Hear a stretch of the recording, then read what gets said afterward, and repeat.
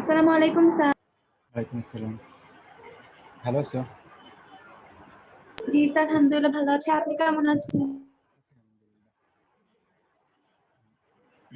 তোমাকে ওই দিন কতটুকু পড়াইছিলাম? আসসালামু আলাইকুম স্যার। ওয়ালাইকুম আসসালাম। লাস্ট তোমাকে কতটুকু পড়াইছিলাম? বয়লের সূত্র পর্যন্ত?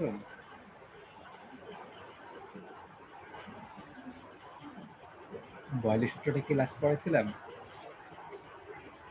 জি স্যার, এই পর্যন্ত পড়ানো হয়েছে। আচ্ছা, এখানে যদি এগুলো পড়াই না, এগুলো পরে অ্যাড করছিলাম। এই চাপের এককগুলো আমাদের একটু জেনে নেওয়া দরকার। চাপের একক এক হচ্ছে এটিএম।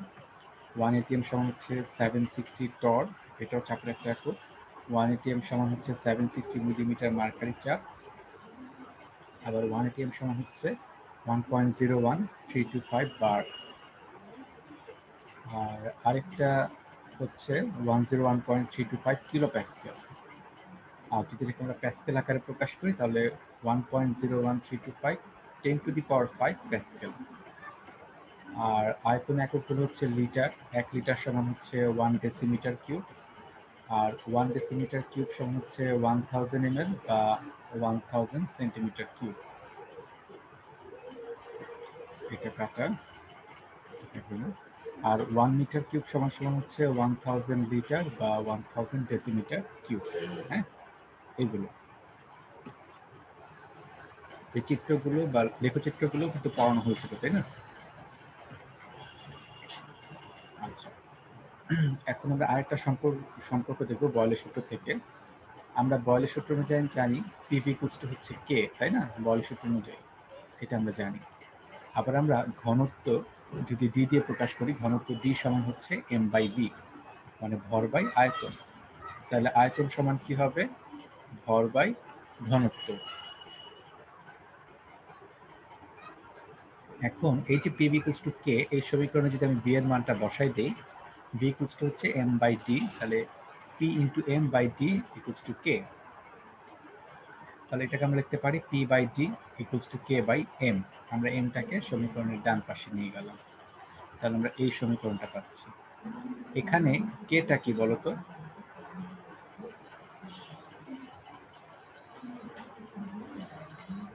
এখানে কেটা একটা সমানুপাতিক ধ্রুবক না, যেটা বয়লের সূত্র থেকে আসছে। স্যার আর বয়লের সূত্র অনুযায়ী কোনো বস্তুর ভর কি থাকে? স্থির থাকে না পরিবর্তিত হয়? সূত্রটা মনে আছে? স্থির তাপমাত্রায় নির্দিষ্ট ভরের, তাই না? তার মানে এখানে ভরটা কি? নির্দিষ্ট। তাহলে ভর যদি নির্দিষ্ট হয় তাহলে এম এর মানটা কি হবে? ধ্রুব হবে না? স্যার, এই মান চেঞ্জ হবে না। চেঞ্জ হবে না তো, এটা তো যেহেতু নির্দিষ্ট তাহলে এটা ধ্রুব। তাহলে কেউ একটা ধ্রুব রাশি, এমও একটা ধ্রুব রাশি। এই দুইটা ধ্রুব রাশির অনুপাতকে আমরা আরেকটা ধ্রুব রাশি কে প্রাইম দ্বারা প্রতিস্থাপন করতে পারি। তার মানে P by D equals to হচ্ছে কে প্রাইম। তার মানে চাপ এবং ঘনত্বের অনুপাত সবসময় কি থাকবে? ধ্রুব থাকবে, তাই না? এই সম্পর্ক থেকে আমি তাই লিখতে পারি না? আচ্ছা, এখন যদি আমি ভিন্ন ভিন্ন চাপে ঘনত্ব বের করে অনুপাত বের করি তাহলে সম্পর্কটা এরকম হবে P one D one equals to P two D two equals to হচ্ছে কে প্রাইম। তাহলে এইটা আমরা লিখতে পারি, এইটা হচ্ছে চাপের সাথে ঘনত্বের সম্পর্ক, যেটা আমরা বয়লের সূত্র থেকে বের করলাম।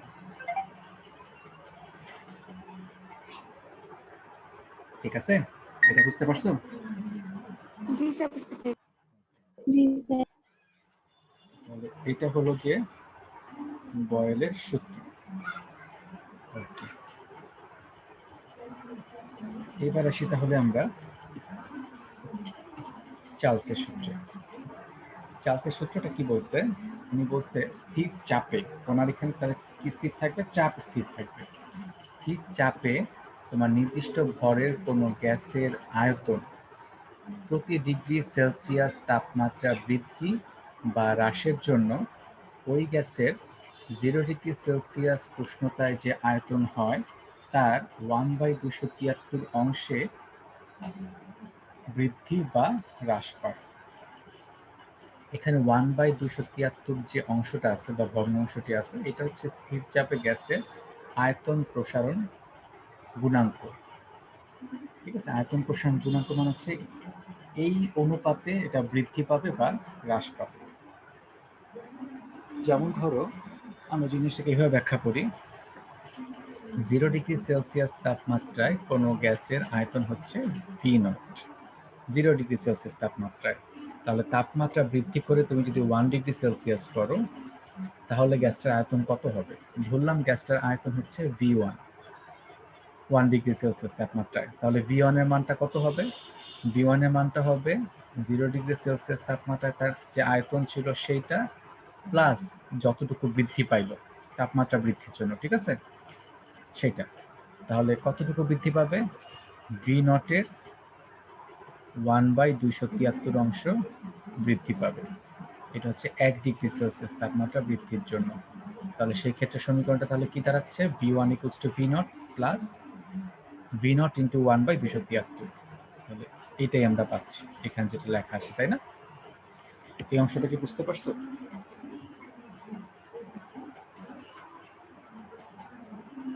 জি স্যার। আচ্ছা, এটা তো হচ্ছে 1 ডিগ্রি সেলসিয়াস তাপমাত্রা বৃদ্ধি করার জন্য। যদি তুমি তাপমাত্রা T ডিগ্রি সেলসিয়াস বৃদ্ধি করো তাহলে কি হবে? তাহলে এটা হবে VT = V0 plus V0 × T/273। ওখানে 1 ডিগ্রি সেলসিয়াসের জন্য 1/273 ছিল, আর এখানে T ডিগ্রি সেলসিয়াস তাপমাত্রা বৃদ্ধির জন্য সেটা হবে V0 প্লাস V0 × T/273, এইটা হবে, ঠিক আছে? তাহলে আমরা এই সমীকরণটা পাচ্ছি।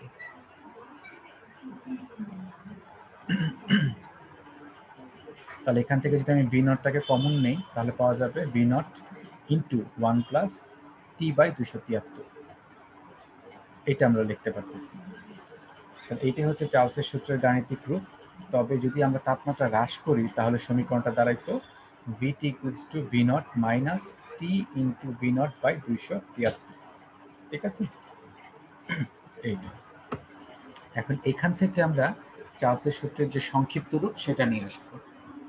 হ্যাঁ, তো চার্লসের সূত্রের সংক্ষিপ্ত রূপটা এখান থেকে নিয়ে আসবো এই একই সমীকরণ ব্যবহার করে।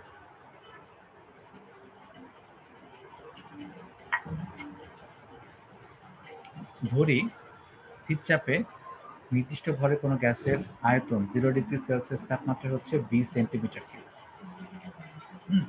তাহলে তাপমাত্রা যখন T1 আমি করলাম তখন আয়তন হচ্ছে V1 সেন্টিমিটার কিউব, আর তাপমাত্রা যখন T2 করলাম তখন তার আয়তন হচ্ছে V2।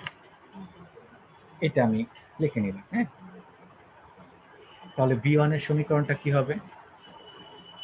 V1 এর সমীকরণটা হবে V1 = V × 1 প্লাস T1/273।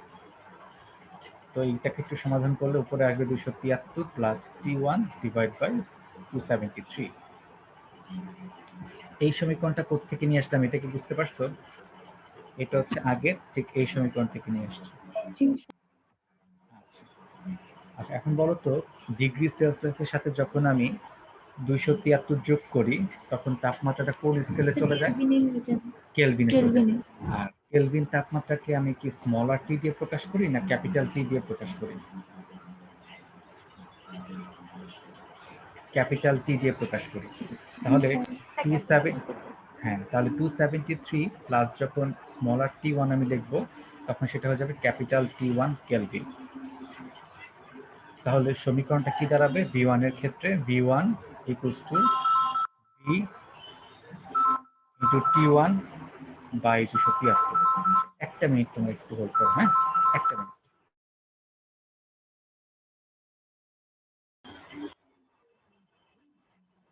যেটা বলছিলাম, তাহলে 273 প্লাস T1 = যদি ক্যাপিটাল T হয়ে যায় তাহলে সমীকরণটা কি দাঁড়াবে?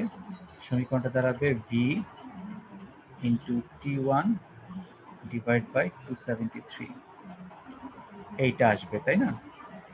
ঠিক একইভাবে T2 উষ্ণতায় গ্যাসের আয়তন যে V2 ছিল তার সমীকরণটা কি হবে? V2 এর সমীকরণটা তাহলে হবে, আমি সরাসরি লিখে দিচ্ছি, V2 এর সমীকরণটা হবে V × T2 ডিভাইড বাই 273, এইটা আসবে। ঠিক আছে, সরাসরি এটা লিখে দিলাম। তাহলে উপরের সমীকরণটাকে দিলাম 1 নাম্বার, আর এটাকে দিলাম 2 নাম্বার। তাহলে আমি যদি 1 কে 2 দিয়ে ভাগ করি তাহলে কি হবে? 1 কে 2 দিয়ে ভাগ করলে এটা হবে v1/v2 ইকুয়ালস টু t1/t2, কারণ 273 আর 273 কাটাকাটি চলে যাবে। তারপরে এই v কাটাকাটি চলে যাবে। তাহলে এই সমীকরণটা আমরা পাবো। তাহলে এখান থেকে যদি t1টাকে সমীকরণের বাম পাশে নিয়ে এসে পড়ি, আর v2টাকে যদি ডান পাশে নিয়ে যাই, তাহলে সমীকরণটা দাঁড়াবে v1/t1 ইকুয়ালস টু v2/t2। তাহলে এখান থেকে আমরা কি দেখতে পাচ্ছি যে আয়তনের তাপমাত্রা আমরা যতই পরিবর্তন করি না কেন, তাপমাত্রার সাথে সাথে আয়তনের যে পরিবর্তন হয়, তখন আয়তন এবং তাপমাত্রার যে অনুপাত সেটা সবসময় কি থাকতেছে? সমান থাকতেছে। দেখো, যখন আয়তন ছিল v1 তখন তাপমাত্রা t1, তো এদের যে অনুপাত, যখন আয়তন v2 হচ্ছে এবং তাপমাত্রা t2 হচ্ছে, তখনও অনুপাতটা কি আছে? সেম আছে, তাই না? তো সেই ক্ষেত্রে আমরা কি বলতে পারি? আয়তন এবং তাপমাত্রার যে অনুপাত সেটা সবসময় কি থাকবে? ধ্রুব থাকবে। এই কথাটা কি বুঝতে পারছো? সমীকরণ থেকে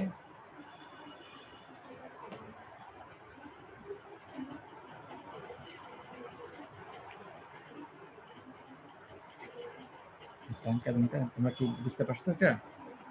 জি স্যার, বুঝতে পেরেছি। আচ্ছা, ওকে। তার মানে আমরা দেখতে পারি v/t ইকুয়ালস টু হচ্ছে k, v/t ইকুয়ালস টু হচ্ছে k। তাহলে আমরা এইভাবে লিখতে পারি v ইকুয়ালস টু হচ্ছে kt। তাহলে এই কেটাকে যদি উঠাই দিই তাহলে একটা সমানুপাতিক চিহ্ন চলে আসবে, v প্রপোর্শনাল টু t। তার মানে তাপমাত্রার সাথে আয়তনের সম্পর্ক হচ্ছে সমানুপাতিক। সমানুপাতিক, ঠিক আছে? তার মানে আমি সমীকরণটাকে ঠিক এইভাবে বলতে পারি যে স্থির চাপে নির্দিষ্ট ভরের কোনো গ্যাসের আয়তন তার পরম তাপমাত্রার সমানুপাতিক।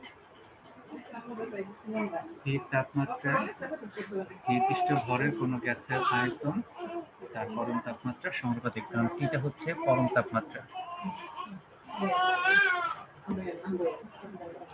আচ্ছা, এই যে v প্রপোর্শনাল টু টি আমরা পাইলাম, সেই চিত্র অনুযায়ী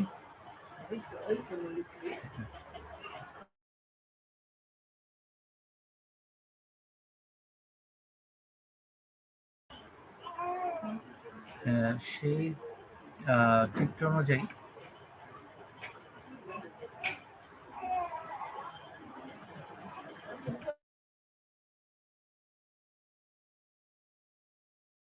আচ্ছা, তো যেটা বলছিলাম v প্রপোর্শনাল টি এর যে লেখচিত্র আমরা যদি আঁকি v বনাম টি এর, তাহলে এইটা হচ্ছে y অক্ষ আর এটা হচ্ছে x অক্ষ। তাহলে আমরা এখানে একটা ঊর্ধ্বমুখী সরলরেখা পাবো, কারণ তাপমাত্রা যত বাড়াবো আয়তন তত বাড়বে, তাই না? তাপমাত্রার সাথে আয়তনের সম্পর্ক সমানুপাতিক। তাপমাত্রা যত বেশি হবে আয়তন তত বেশি হবে। আচ্ছা, এখানে তো কথা হচ্ছে যে এই সরলরেখাটা কি মূলবিন্দুগামী হবে না মূলবিন্দুগামী হবে না, বলো তো?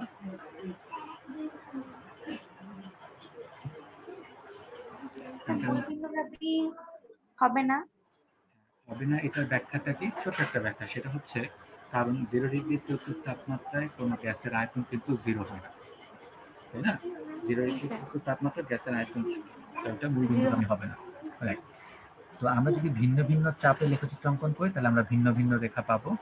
P1 এর ক্ষেত্রে নিচ দিয়ে পাচ্ছি, P2 এর ক্ষেত্রে আরো উপর দিয়ে, P3 এর ক্ষেত্রে আরো উপর দিয়ে পাচ্ছি। কারণ হচ্ছে দেখো এখানে সম্পর্ক দেওয়া আছে, P1 গ্রেটার দেন হচ্ছে P2, P2 গ্রেটার দেন হচ্ছে P3। তার মানে P1 চাপের মানটা সবচেয়ে বেশি। আর চাপ যখন বেশি হয় তখন আয়তন কি হয়? কম হয় না বেশি হয়, বলো তো? চাপ যখন বেশি হবে আয়তন কি হবে? স্যার, আয়তন তখন বেশি হবে। না, ব্যস্তানুপাতিক সম্পর্ক তো। তুমি যদি একটা স্যার, কম হবে, কম কম, হবে স্যার। রাইট, কম হবে। তাহলে কম হলে 1/d স্যার। রাইট, তাহলে যদি কম হয় তাহলে লেখচিত্রটা কিন্তু নিচ দিক দিয়ে যাবে। কারণ আয়তনটা কম, স্টার্টিং আয়তনটা কম। আর যখন P2 নিচ্ছ সেই P2 এর মানটা কিন্তু একটু কম, P1 থেকে কম, তাই তখন আয়তনটা একটু বেশি হবে, সেটা আরো উপর দিয়ে যাবে। আর P3 এর ক্ষেত্রে চাপ সবচেয়ে কম, তাই এই ক্ষেত্রে আয়তন সবচেয়ে বেশি, ওইটা স্টার্টিং লাইনটা আরো উপর দিয়ে যাবে। ঠিক আছে, আমরা ভিন্ন ভিন্ন সরলরেখা পাচ্ছি। আচ্ছা, এখন এই সরলরেখাগুলোকে যখন আমি এই সরলরেখাগুলোকে যখন আমি পেছন দিকে বর্ধিত করতেছি, তখন দেখা যাচ্ছে একটা পর্যায়ে এসে তারা এক্স অক্ষকে ছেদ করতেছে, তাই না? একটা পর্যায়ে এসে এক্স অক্ষকে ছেদ করতেছে। জি স্যার। আচ্ছা, তো যে বিন্দুতে তারা এক্স অক্ষকে ছেদ করতেছে সেই জায়গায় আয়তন কি হবে? এক্স বিন্দুতে ওয়াই এর ভ্যালু কত বলতো? এক্স অক্ষে ওয়াই এর ভ্যালু কত? 0 0। 0 হবে। রাইট, তাহলে এই জায়গায় আয়তন শূন্য হয়ে যাচ্ছে এবং সেই জায়গায় দেখা যাচ্ছে তাপমাত্রা মান হচ্ছে -273°C। তাহলে -273°C তাপমাত্রায় কোনো গ্যাসের আয়তন শূন্য হয়ে যাচ্ছে। এটা কিন্তু বাস্তব মান না, এটা হচ্ছে একটা তত্ত্বীয় মান বা বলতে পারো থিওরিটিক্যাল মান।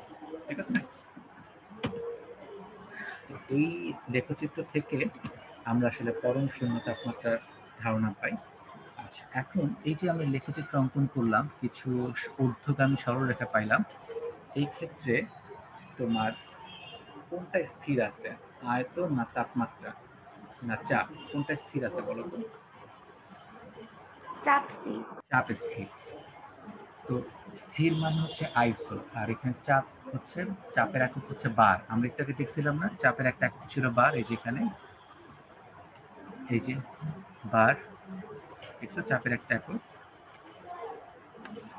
তাহলে এখানে যেহেতু চাপ স্থির, তাই এই রেখাটাকে বলা হয় আইসোবার বা সমচাপীয় রেখা।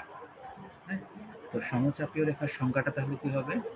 চার্লসের সূত্র অনুযায়ী, চার্লসের সূত্র অনুযায়ী আয়তন বনাম তাপমাত্রা লেখচিত্র অঙ্কন করলে, আয়তন বনাম তাপমাত্রা লেখচিত্র অঙ্কন করলে যে ঊর্ধ্বগামী সরলরেখা পাওয়া যায় তাকে আইসোবার বলা হয়। তাহলে ফার্স্ট পেপারের আইসোবার আর সেকেন্ড পেপারের আইসোবারটা কিন্তু ভিন্ন, দুটোই আলাদা। ঠিক আছে, তো সেকেন্ড পেপারে যখন আইসোবার আসবে তখন আমি যে সংখ্যাটা করলাম সেটা কিন্তু লিখতে হবে। ওই ফার্স্ট পেপারের যে ভর সংখ্যা একই, ওই সংখ্যাটা লিখতে কিন্তু ভুল হবে। হ্যাঁ, এটা খেয়াল রাখতে হবে। আচ্ছা, এরপর আসলে পরম শূন্য তাপমাত্রা, এই সংজ্ঞাটাও অনেক সময় ক নম্বরে আসে। পরম শূন্য তাপমাত্রাটা কি? এটা হচ্ছে তোমার যে তাপমাত্রায় কোনো গ্যাসের আয়তন, যে তাপমাত্রায় কোনো গ্যাসের আয়তন তাত্ত্বিকভাবে শূন্য হয়ে যায় তাকে পরম শূন্য তাপমাত্রা বলা হয়, অ্যাবসলিউট জিরো টেম্পারেচার বলা হয়। যদিও এটা বাস্তবে ঘটে না, কারণ তোমার আমি যখন কোনো গ্যাসের তাপমাত্রা কমাতে থাকবো, কমাতে কমাতে একটা পর্যায়ে গ্যাসটা কিসে পরিণত হয়ে যাবে? তরলে পরিণত হয়ে যাবে। আর তরলের ক্ষেত্রে কিন্তু চার্লসের সূত্র প্রযোজ্য না। চার্লসের সূত্রটা হচ্ছে গ্যাসীয় পদার্থের ক্ষেত্রে প্রযোজ্য, তাই বাস্তব ক্ষেত্রে এইরকম ঘটনা ঘটা সম্ভব না। এটা শুধুমাত্র আদর্শ গ্যাসের ক্ষেত্রেই প্রযোজ্য।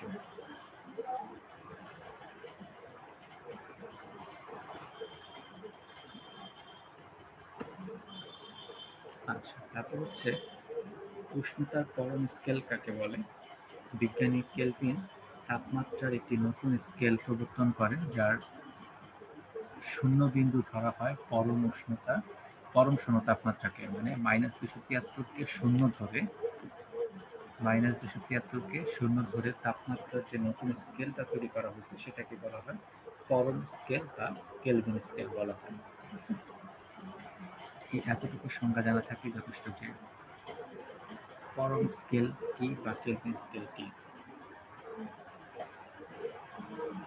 আর পরম উষ্ণতা বা পরম স্কেলের উষ্ণতাকে কেলভিন দ্বারা প্রকাশ করা হয়, এর একক হচ্ছে কেলভিন, আর এটাকে ক্যাপিটাল টি দিয়ে প্রকাশ করা হয়।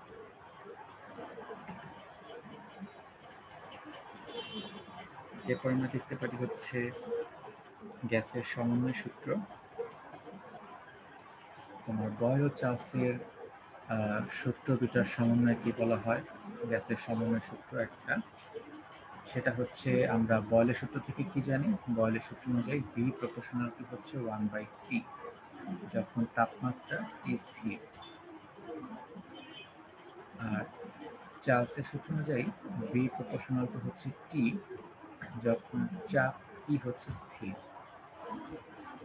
তো এই দুইটা সূত্রকে যদি আমরা সমন্বয় করি তাহলে সমীকরণটা দাঁড়াবে ভি প্রপোর্শনাল টু T/P। এই সমীকরণটা আসবে। তাহলে আমরা পিটাকে যদি সমীকরণের বাম পাশে নিয়ে যাই তাহলে হয়ে যাবে PV প্রপোর্শনাল টু T। সমানুপাতিক চিহ্নটা উঠাই দিলে একটা সমানুপাতিক ধ্রুবক চলে আসবে। তাহলে সমীকরণটা দাঁড়াচ্ছে PV ইকুয়ালস টু KT।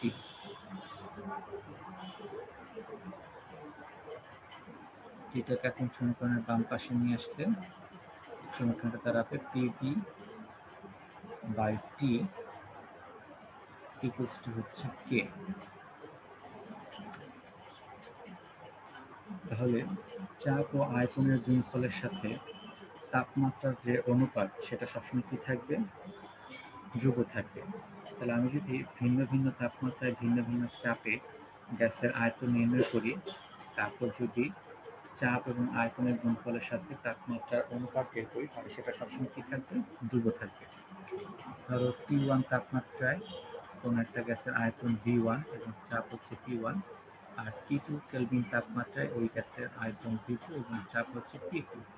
তাহলে আমরা সেখান থেকে লিখতে পারবো P1 V1/T1 equals to P2 V2/T2 equals to হচ্ছে K বা ধ্রুব।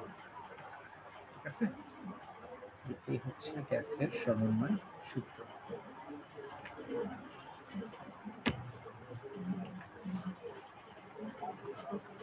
তারপর আসলে হচ্ছে অ্যাভোগাড্রোর সূত্র। অ্যাভোগাড্রো কি বলছেন, উনি বলছেন স্থির তাপমাত্রা ও চাপে যে কোনো আদর্শ গ্যাসের সম আয়তনে সমান সংখ্যক কণা বা অণু বা মোল থাকে।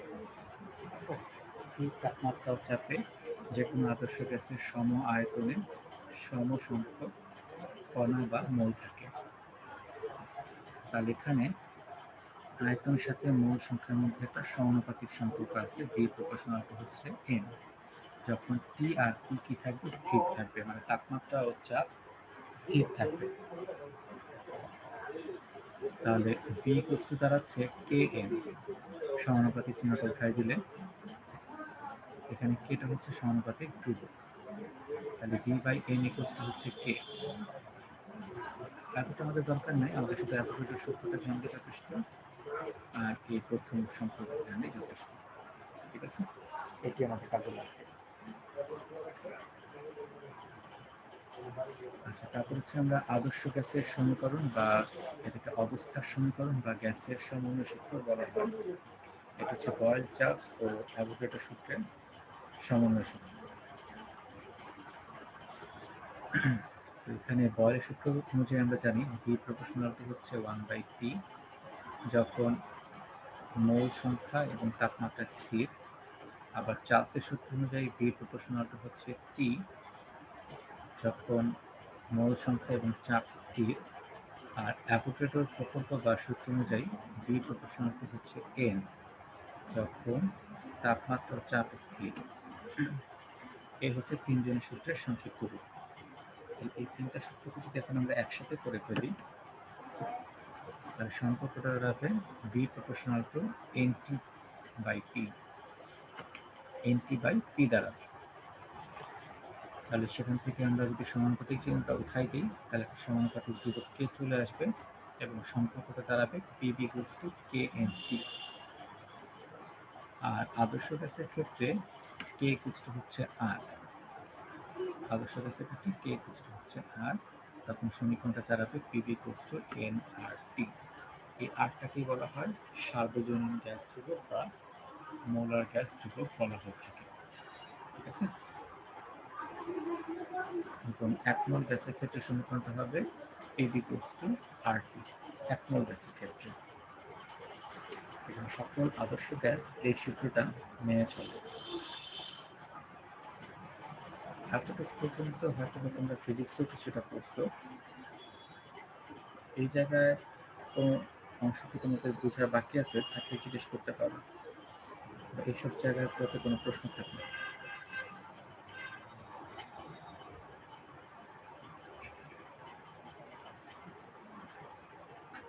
স্যার বুঝেছি।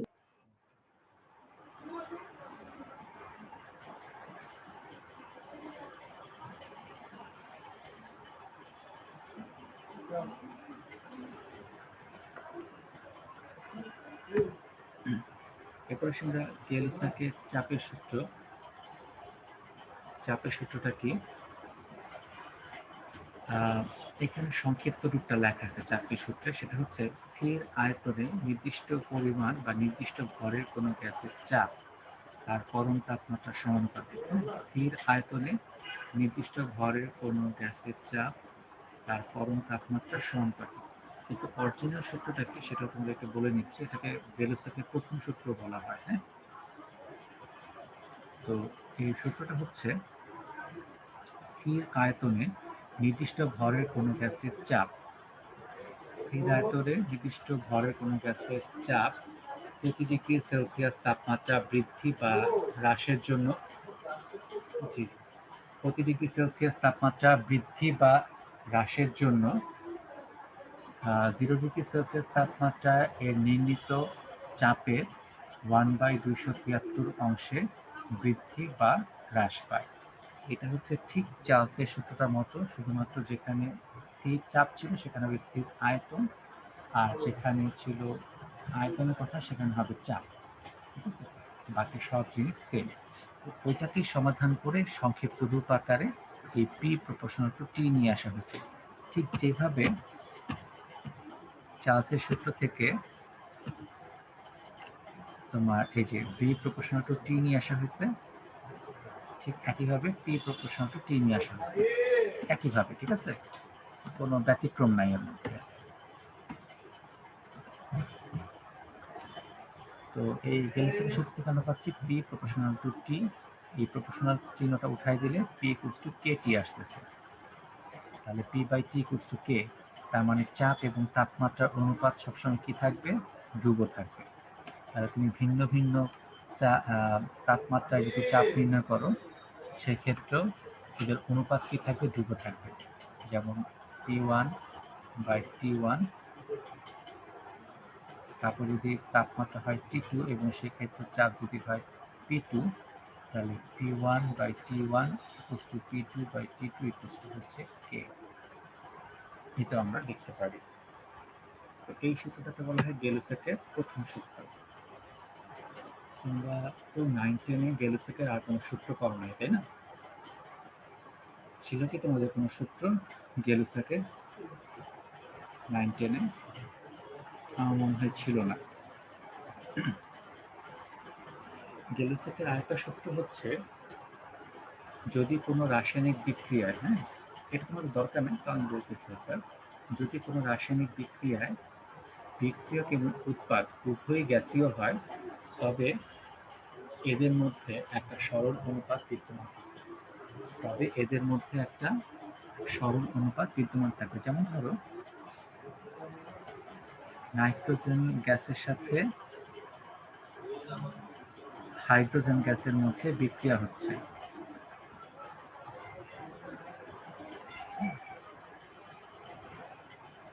বিক্রিয়া করে 2 মোল অ্যামোনিয়া গ্যাস উৎপন্ন করতেছে। এখানে বিক্রিয়ক এবং উৎপাদ উভয়ই কিন্তু গ্যাস, তাই এখানে বিক্রিয়কগুলো এবং উৎপাদগুলোর মধ্যে কিন্তু একটা সরল অনুপাত বিদ্যমান আছে। সেটা কি? নাইট্রোজেনের 1 মোলের সাথে হাইড্রোজেনের 3 মোল বিক্রিয়া করতেছে, তাহলে 1:3, আর তার সাথে 2 মোল অ্যামোনিয়া উৎপন্ন হচ্ছে, তাহলে 1:3:2। এটা কিন্তু একটা সরল অনুপাত। এটাই হচ্ছে গেলুসাকের দ্বিতীয় সূত্র কি বলা হয়। ঠিক আছে, তাহলে গেলুসাকের মোট কয়টা সূত্র? 2টা সূত্র।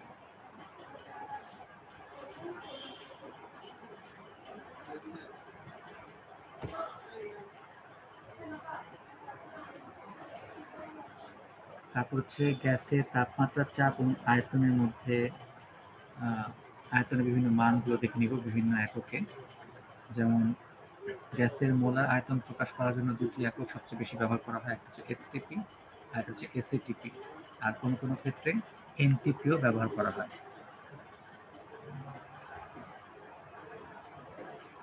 তো এসটিপি মানে হচ্ছে standard temperature and pressure. Standard টেম্পারেচারটা হচ্ছে 0 ডিগ্রি সেলসিয়াস বা 273 কেলভিন। প্রেশারটা হচ্ছে 1 atm বা এটাকে তুমি 101.325 কিলো প্যাসকেলও বলতে পারো।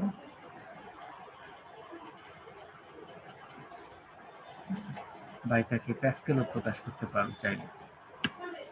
আয়তন হচ্ছে 22.414 লিটার।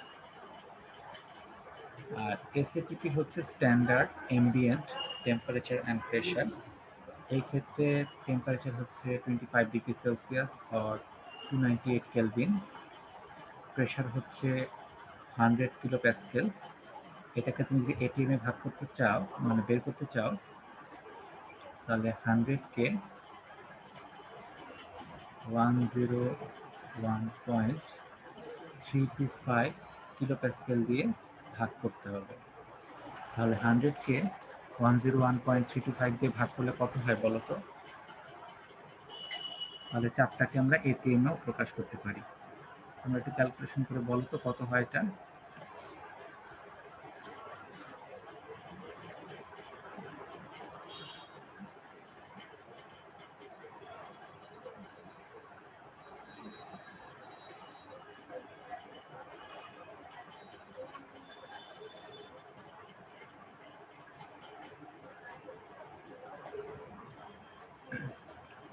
হ্যাঁ বলো দেখি, তোমরা কি ক্যালকুলেশন করছো? 100-কে 101.325 দিয়ে ভাগ করবো, কত হয়? 0. জি স্যার। কত হয় বলো।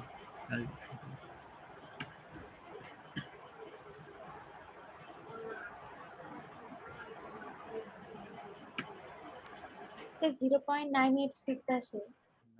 986। তাহলে আমরা এই 100 কিলো প্যাসকেলকে 101.325 কিলো প্যাসকেল দিয়ে ভাগ করে এটিএম এ প্রকাশ করলাম।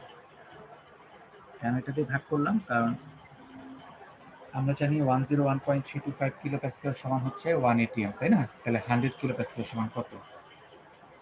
ঐকিক নিয়মে করলে এটাই হয় না, 100 ডিভাইড বাই 101.325। আচ্ছা, তাহলে এই মানটা আসে। এটা হচ্ছে স্ট্যান্ডার্ড অ্যাম্বিয়েন্ট টেম্পারেচার অ্যান্ড প্রেশারের ক্ষেত্রে প্রেশার। আর এক্ষেত্রে আয়তন হচ্ছে 24.789 লিটার। এটা হচ্ছে আয়তন। আর এনটিপি হচ্ছে নর্মাল টেম্পারেচার অ্যান্ড প্রেশার। সেক্ষেত্রে নর্মাল টেম্পারেচার হচ্ছে 20 ডিগ্রি সেলসিয়াস বা 293 কেলভিন। পি হচ্ছে 1 এটিএম আর ভি হচ্ছে 24.055 লিটার। তাহলে দেখো তিন ক্ষেত্রে কিন্তু আয়তনটা ভিন্ন ভিন্ন, হ্যাঁ। এনটিপিটা বিষয়টা জরুরি না, তাও জানা থাকলো আর কি তোমাদের।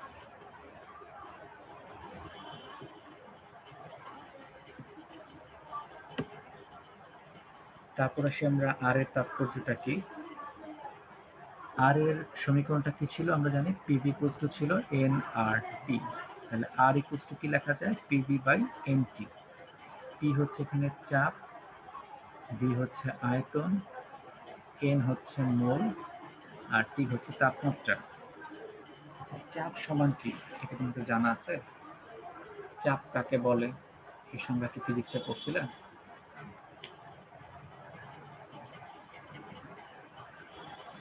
একক ক্ষেত্রফলে প্রযুক্ত বলকে আমরা বলি চাপ, হ্যাঁ, একক ক্ষেত্রফল।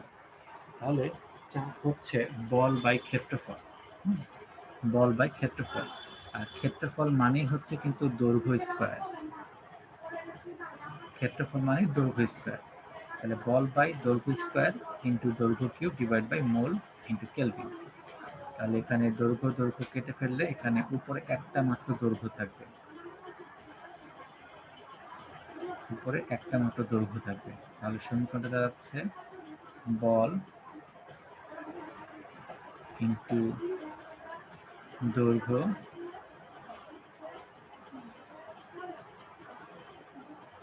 নিচে হচ্ছে মোল ইন্টু তাপমাত্রা।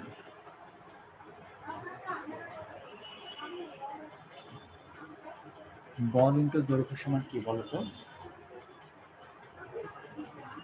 বলকে যদি আমি এফ দিয়ে প্রকাশ করি আর দৈর্ঘ্যকে যদি এস দিয়ে প্রকাশ করি তাহলে এফ ইন্টু এস সমান কি? ফিজিক্সে মনে আছে এফ ইন্টু এস সমান কি?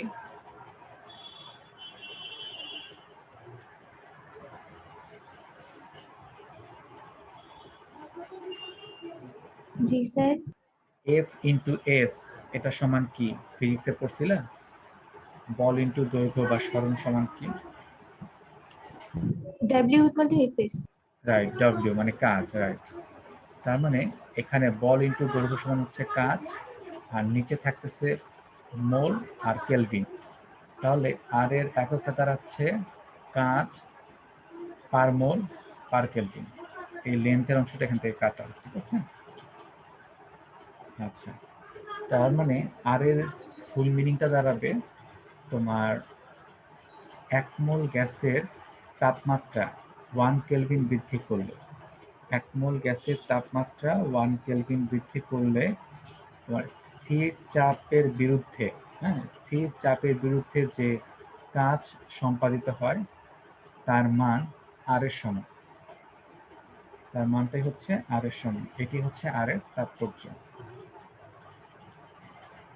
যেহেতু এখানে কাজ আছে, পার মোল আছে, পার কেলভিন আছে, তার মানে 1 মোল গ্যাসের তাপমাত্রা 1 কেলভিন বৃদ্ধি করলে তোমার গ্যাসের যে চাপ, সেই চাপের বিরুদ্ধে যে কাজটা করতে হয় সেটাকেই বলা হয় আর। ঠিক আছে, এটা হচ্ছে আর এর তাৎপর্য। আর বিভিন্ন এককে আর এর মান নির্ণয়, এগুলো কিন্তু খ নাম্বারের প্রশ্নে বোর্ডেও আসে। যেমন ধরো এসআই এককে আর এর মান নির্ণয়, তো আমরা জানি পিভি ইকুয়ালস টু এনআরটি, তাহলে আর ইকুয়ালস টু কি দাঁড়াবে? পিভি বাই এনটি, এটা দাঁড়াবে। এখানে আমাদের পি এর মান, বি এর মান, এন এর মান এবং টি এর মান বসাতে হবে। এখন বলো তো পি এর এসআই একক কোনটা? চাপের এসআই একক কোনটা? Metre, centimetre, millimetre, ATM, pascal, কোনটা? প্যাসকেল। প্যাসকেল। প্যাসকেল মানে হচ্ছে নিউটন পার মিটার স্কয়ার, ঠিক আছে? তাহলে এসটিপিতে পি এর মান হচ্ছে 101.325 কিলো প্যাসকেল। এই কিলো প্যাসকেলটাকে আমরা 1000 দিয়ে গুণ করে প্যাসকেলে কনভার্ট করে নিলাম। তাহলে 101.325 into 10⁻³ newton per metre square. আয়তনটা কত হবে? আয়তনটা কিসে প্রকাশ করব? মিলিলিটার, লিটার, মিটার কিউব না ডেসিমিটার কিউব? এস একক কোনটা? এস একক কিন্তু মিটার, মিটার কিউব। মিটার। হ্যাঁ, রাইট। তাহলে আমরা তো জানি আসলে 22 মানে 22.414 লিটার জানি। তো লিটারটাকে মিটার কিউবে প্রকাশ করার জন্য 1000 দিয়ে ভাগ করতে হবে। 22.414 ইন্টু 10⁻³ মিটার কিউব, কি হচ্ছে 273 আর এন হচ্ছে 1 মোল। এই মানগুলো আমরা বসাই দিলাম। এই যে পি এর মান, বি এর মান, এন এর মান, টি এর মান, মানটা আসলো 8.316 জুল পার মোল পার কেলভিন। এটি হচ্ছে এস এককে আর এর মান। ঠিক একইভাবে আমরা লিটার বায়ু চাপেও সামনের দিন দেখবো, সিজিএস এককে দেখবো, তারপর ডাল্টনের আংশিক চাপ সূত্রগুলোতে যাবো, ঠিক আছে?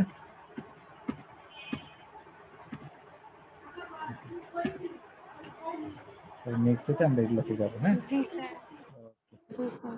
ঠিক আছে, আজকে এ পর্যন্তই। হ্যাঁ, ভালো ওকে স্যার। থাকবেন। আসসালামু আলাইকুম স্যার। ওয়ালাইকুম আসসালাম।